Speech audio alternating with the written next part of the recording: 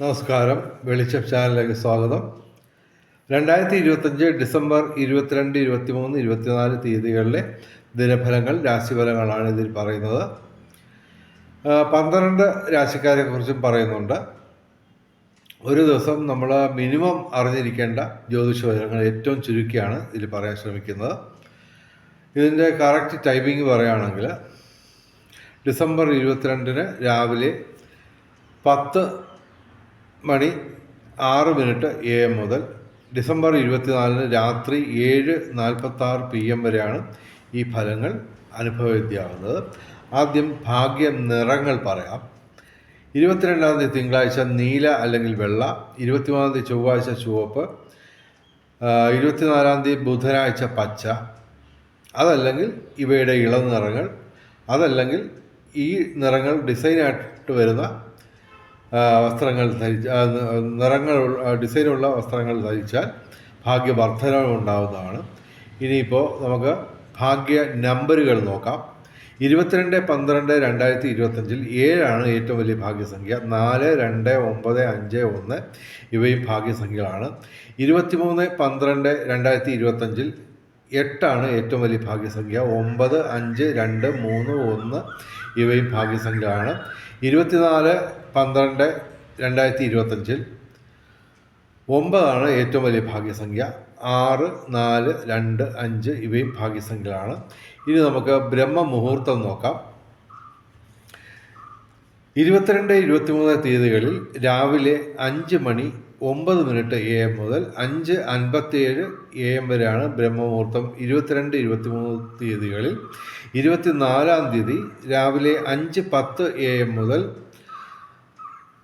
രാവിലെ 5:58 AM വരെയാണ് ബ്രഹ്മമുഹൂർത്തം 24-ാം തീയതി. ഇനി അഭിജിത്ത് മുഹൂർത്തം നോക്കാം. 22-ാം തീയതി ഉച്ചയ്ക്ക് 12:02 PM മുതൽ ഉച്ചയ്ക്ക് 12:48 PM വരെയാണ് 22-ാം തീയതി അഭിജിത്ത് മുഹൂർത്തം.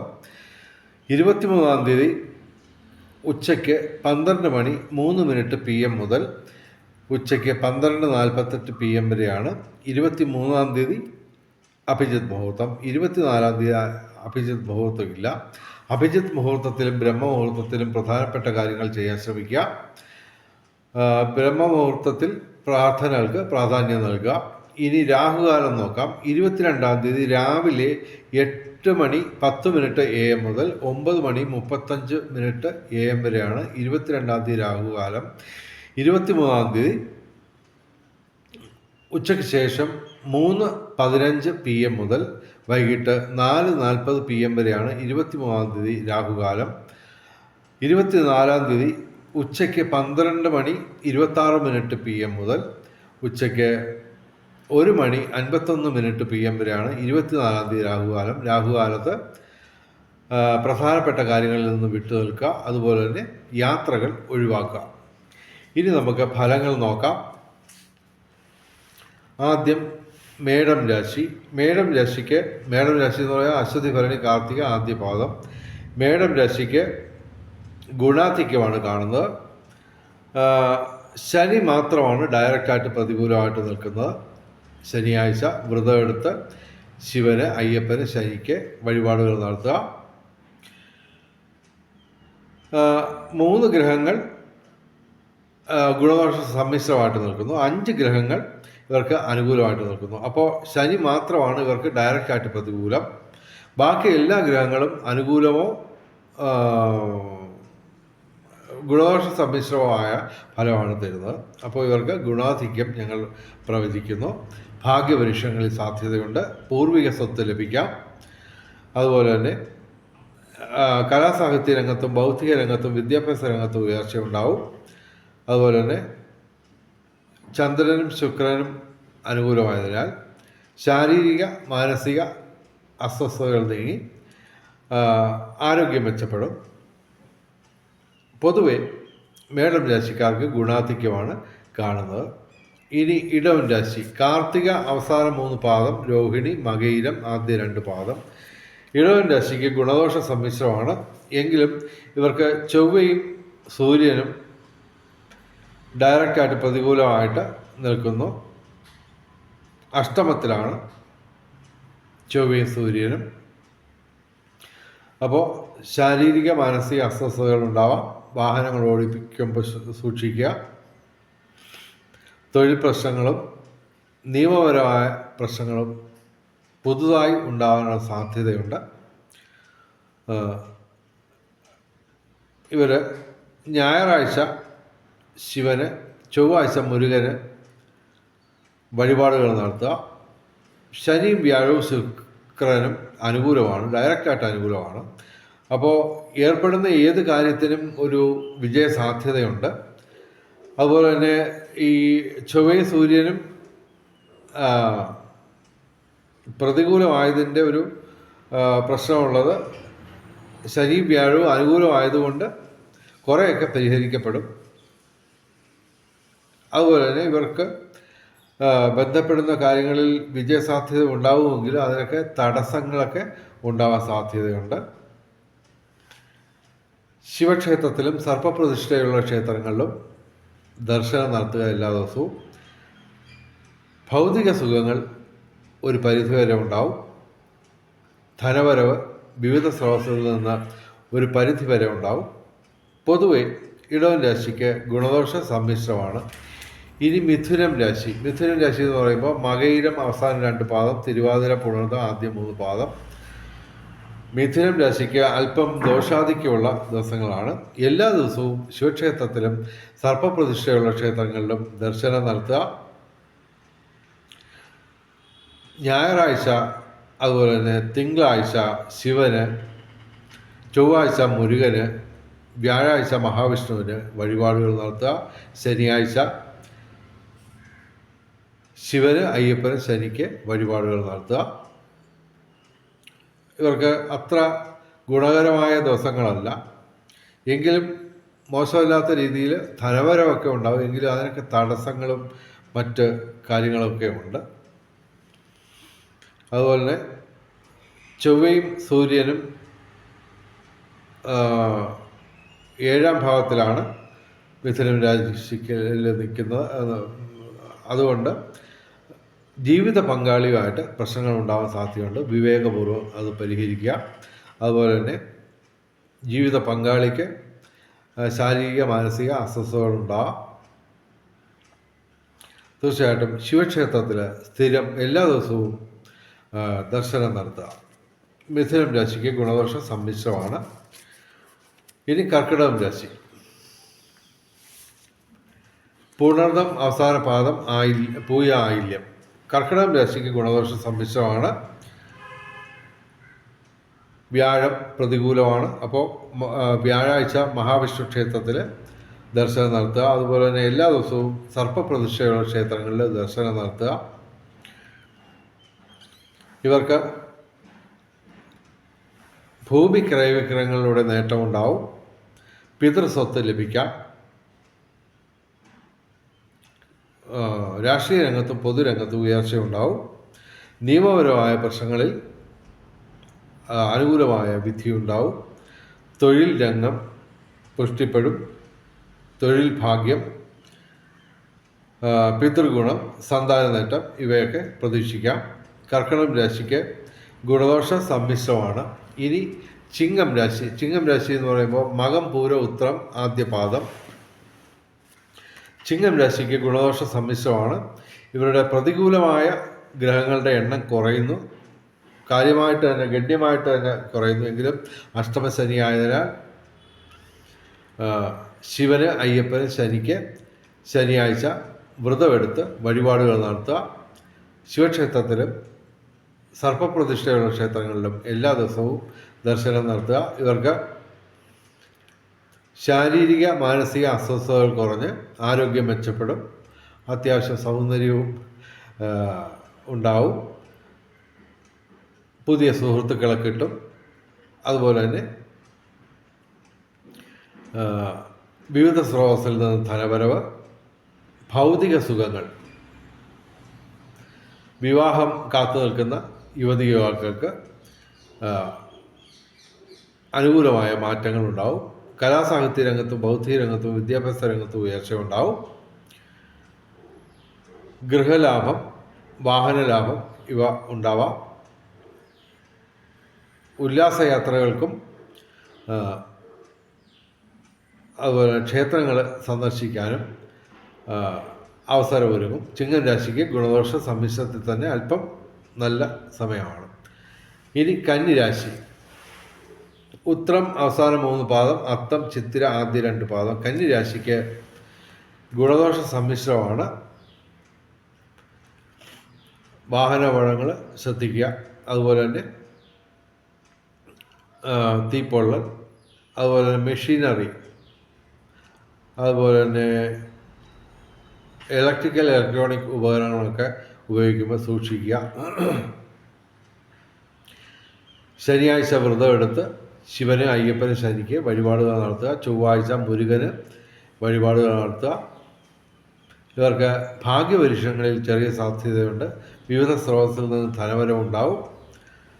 എങ്കിലും പൊതുവെ ഇവർക്ക് ഗുണദോഷ സമ്മിശ്രമായിട്ട് ഞങ്ങൾ ഫലം പറയുന്നു. ഇനി തുലാം രാശി. തുലാം രാശി എന്ന് പറയുമ്പോൾ ചിത്തിര അവസാന 2 പാദം, ചോതി വിശാഖം ആദ്യ 3 പാദം. തുലാം രാശിക്ക് കഷ്ടിച്ച് 8 ഗ്രഹങ്ങൾ മാത്രമേ അനുകൂലമായിട്ടുള്ളൂ. പ്രതികൂലമായിട്ട് നമുക്ക് പറയാവുന്നത്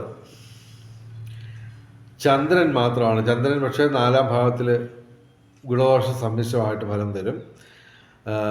ബാക്കി എല്ലാ ഗ്രഹങ്ങളും അനുകൂലമാണ്. അപ്പോൾ ഇടിവെട്ട് സൗഭാഗ്യമാണ്. ഓക്കെ, 8 ഗ്രഹങ്ങൾ അനുകൂലമായിട്ട് നിൽക്കുന്നു. എല്ലാ കാര്യങ്ങളും നേടും. ബുദ്ധിപൂർവം, വിവേകപൂർവം, കൗശലപൂർവം ഈ സുവർണ അവസരം തുലാം രാശിക്കാർ ഉപയോഗിക്കുക, യൂട്ടിലൈസ് ചെയ്യുക. ധനുമാസം മുഴുവൻ ഇവർക്ക് സൗഭാഗ്യങ്ങളുടെ ഘോഷയാത്രയാണ് വെളിച്ചം ചാനൽ പ്രഡിക്റ്റ് ചെയ്യുന്നത്. കലാസാഹിത്യ രംഗത്തും ബൗദ്ധിക രംഗത്തും വിദ്യാഭ്യാസ രംഗത്തും ഉയർച്ചയുണ്ടാവും. ഭൂമി ക്രയവിക്രയങ്ങളിലൂടെ നേട്ടമുണ്ടാവും. വിവിധ സ്രോതസ്സിൽ നിന്ന് ധനവരവുണ്ടാവും. ഭാഗ്യപരീക്ഷണങ്ങളിൽ സാധ്യതയുണ്ട്. പിതൃഗുണം, സന്താന നേട്ടം, ബിസിനസ് പരമായിട്ട്, തൊഴിൽപരമായിട്ട് നേട്ടം, പൊതുരംഗത്ത്, രാഷ്ട്രീയ രംഗത്ത് ഉയർച്ചയുണ്ടാവും. നിയമപരമായ പ്രശ്നങ്ങളിൽ നിന്ന് രക്ഷപ്പെടും. വിവിധ സ്രോതസ്സിൽ നിന്ന് ധനവരവ്, സർവകാര്യ വിജയം, സർവവിധ സൗഭാഗ്യം, ഭൗതിക സുഖങ്ങൾ, അതുപോലെ തന്നെ സാങ്കേതിക രംഗത്ത് മികവ് പ്രകടിപ്പിച്ച് നേട്ടങ്ങൾ നേടാൻ പറ്റും. പിതൃതുല്യരായവരുടെയും ഗുരുതുല്യരായവരുടെയും അനുഗ്രഹം കിട്ടും. പൊതുവെ തുലാം രാശിക്ക് അത്യധികം ഗുണാധിക്യമുള്ള ഇടിവെട്ട് സൗഭാഗ്യമുള്ള ദിവസങ്ങളിൽ ഒരെണ്ണമാണ്. ധനുമാസം മുഴുവൻ ഇവർക്ക് നേട്ടങ്ങളുടെ ഘോഷയാത്ര തന്നെയാണ്. ഇനി വൃശ്ചികം രാശി. വിശാഖം അവസാന പാദം, അനിഴം, തൃക്കേട്ട. വൃശ്ചികം രാശിക്ക് ഗുണദോഷ സമ്മിശ്രമാണ്. വ്യാഴാഴ്ച ഇവർ മഹാവിഷ്ണു ക്ഷേത്രത്തിൽ ദർശനം നടത്തുക. ബുധനാഴ്ച ശ്രീകൃഷ്ണ ക്ഷേത്രത്തിൽ ദർശനം നടത്തുക.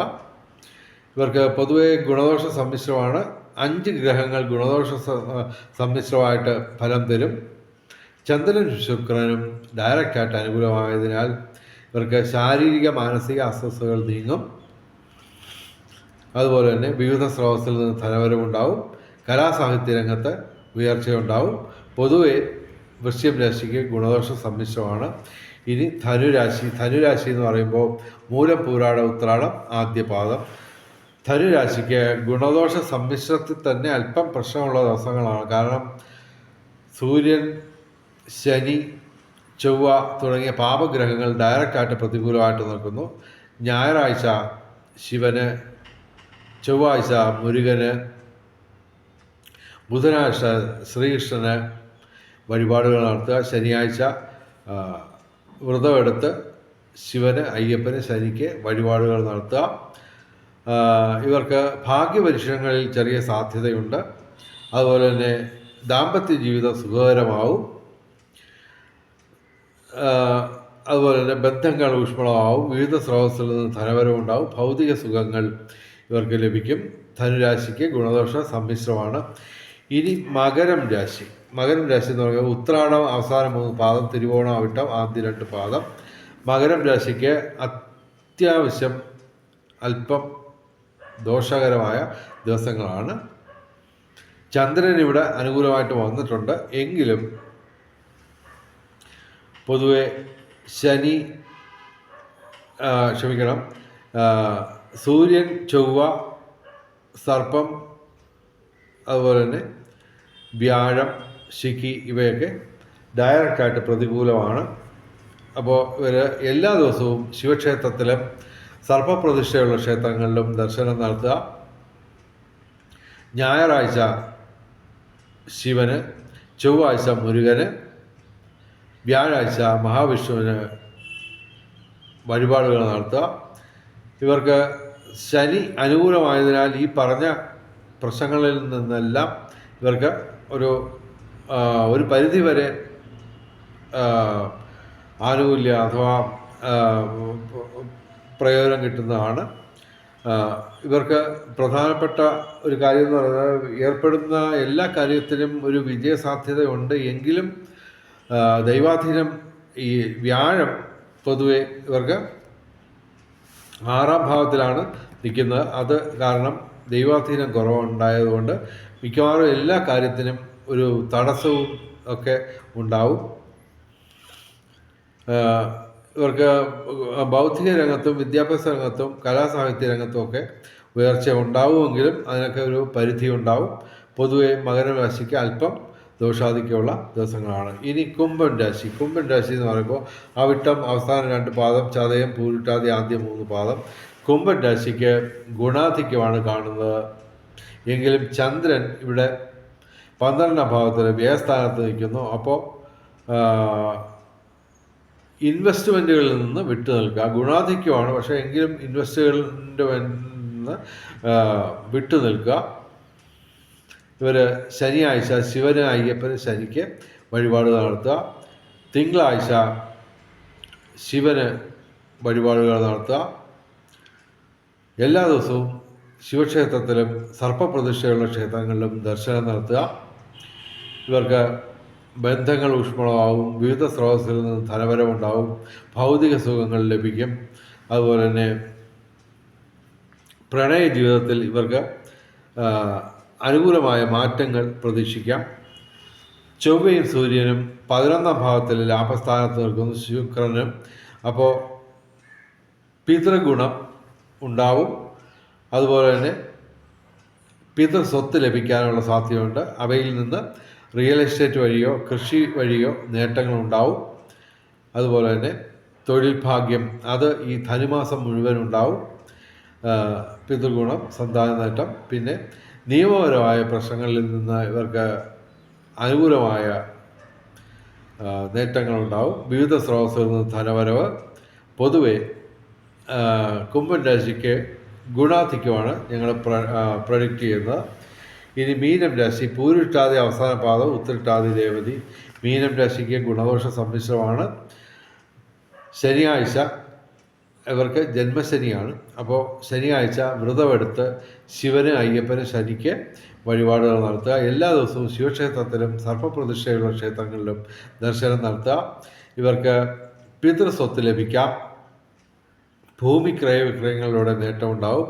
രാഷ്ട്രീയ രംഗത്തും പൊതുരംഗത്തും ഉയർച്ച ഉണ്ടാവും. അതുപോലെ തന്നെ ധനുമാസം മുഴുവൻ ഇവർക്ക് തൊഴിൽ ഭാഗ്യമുണ്ടാവും. പിതൃഗുണം, സന്താന നേട്ടം ഇവയൊക്കെ പ്രതീക്ഷിക്കാം. മീനം രാശിക്ക് ഗുണദോഷ സമ്മിശ്രമാണ്.